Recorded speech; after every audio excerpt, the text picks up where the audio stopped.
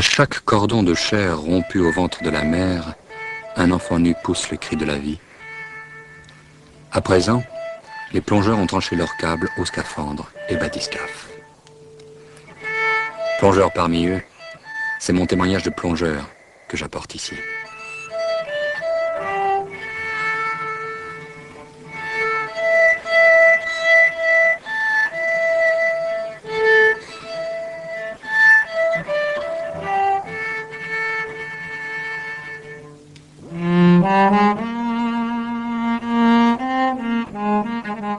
Il naît en 1905.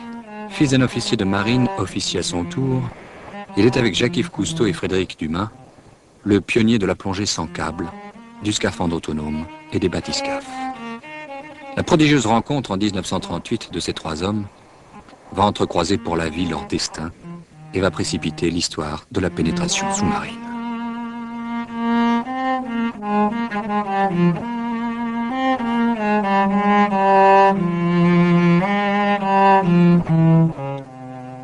De ces trois mousquetaires de la mer, tout à la fois officiers, ingénieurs, inventeurs, cinéastes, écrivains, Philippe Taïez est l'aîné.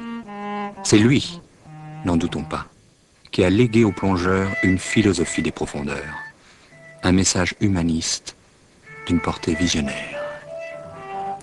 Dans ses divers livres, il raconte les sortilèges et les exploits de l'exploration sous-marine, 30 ans d'histoire de la plongée. 1938. Tout l'été, nous chassâmes ensemble. Arbalète, vieux filet, couteau, ceinture lestée pour tout bagage. Dieu que nous avons eu froid.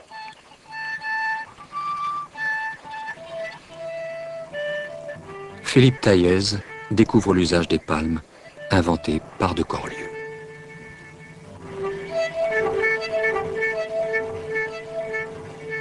Des énigmes nous tourmentaient, dit-il, et nous nous visitions de seigneur à seigneur dans le petit cénacle de la plongée nue.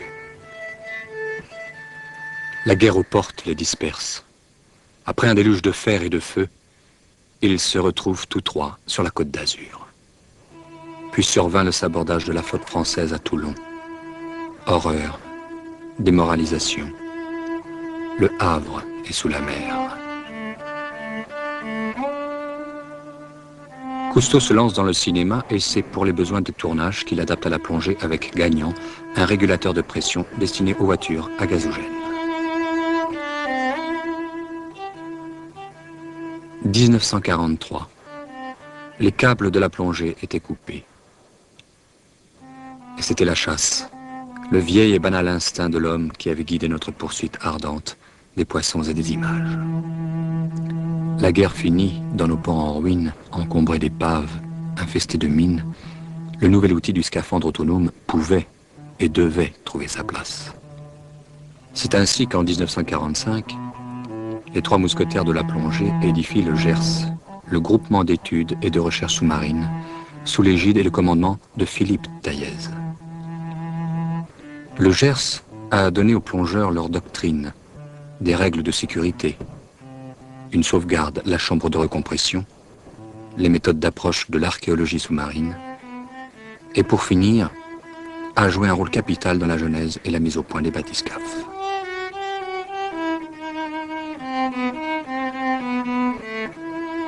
De cette aventure, voici effleurées quelques images et quelques citations prélevées au hasard de l'œuvre de Philippe Taïez. Que l'on nous pardonne d'avoir éprouvé parfois en ses débuts et d'éprouver encore la fièvre des pionniers, car jamais, depuis la naissance de l'aviation, à quoi la plongée ressemble, si petit nombre d'hommes n'eurent aussi brusquement en partage un royaume aussi vierge, aussi immense et chargé en outre, d'autant de séduction de la matière et de la vie.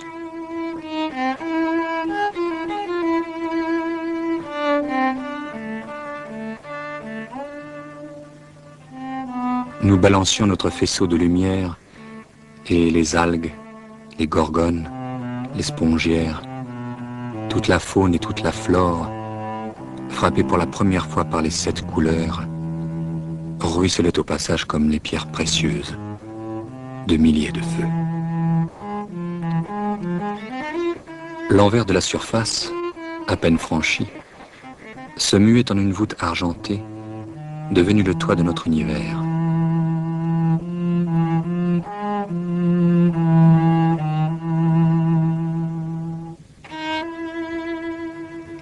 Au-delà était la terre, invisible, à laquelle nous avions cessé d'appartenir.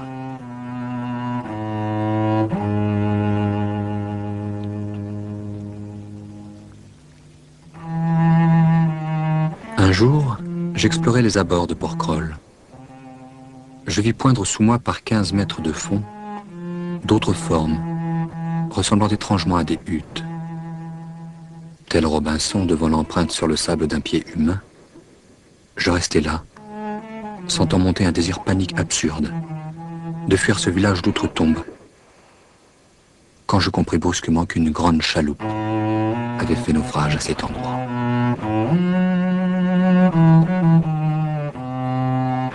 Plus tard, il m'est arrivé par les mers du monde d'explorer d'autres épaves, navires de guerre, cargos, jonques chinoises, galères antiques.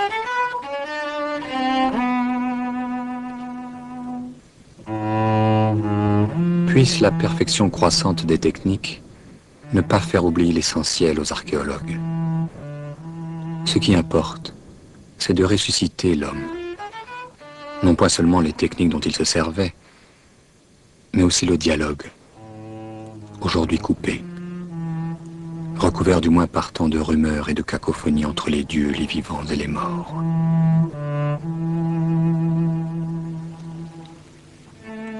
Oui, les plongeurs ont saisi un jour, au large de Madia, puis dans les eaux pures de Provence, d'Espagne, de Ligurie, un bout de la corde qui mène aux cryptes de notre passé. Ils ne la lâcheront plus. «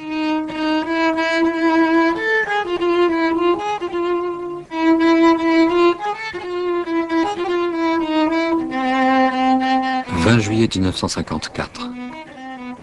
Je pense à la nuit de l'âme vécue par William Bibb, le 15 août 1934, au large des Bermudes, pendu dans sa sphère au bout d'un câble entièrement déroulé de son treuil. Je pense aussi à la nuit décrite par Sartre. C'est la nuit qui te regarde, mais une nuit éblouissante, la nuit en pleine lumière, la nuit secrète du jour. C'est à ces nuits que je songe du haut du mont Faron. À nos pieds, la plaine de Toulon, voilée de brume, sa rade enfoncée au milieu des terres. Je suis de regard ces monts, dernier contrefort des Alpes. Je fixe un point, à 2000 au sud à l'horizon. C'est là que demain, avec Ouo, je vais pour la première fois plonger à 2000 mètres en bathyscaphe. Voilà 10 ans que je m'abats pour cet engin auquel peu de gens avaient cru. Demain arrive un peu tard, il est vrai. Ma récompense. Il fera noir.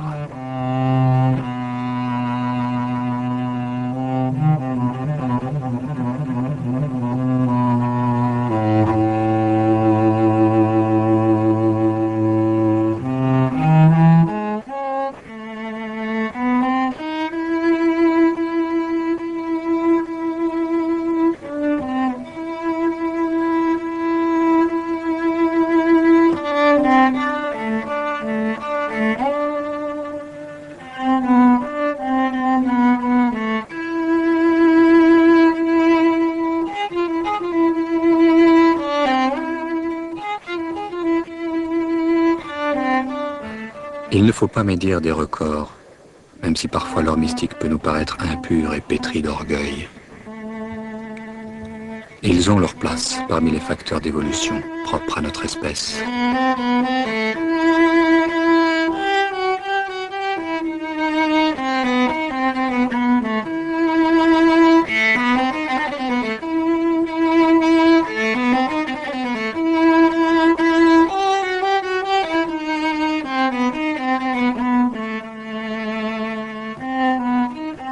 Soyons prêts, le jour où périra la terre, à transplanter ailleurs dans l'espace l'aventure humaine. Dans quel délai de millions ou de milliards d'années, qu'importe. Et qu'importe aussi de l'ignorer encore. Le temps passe, comme la foudre.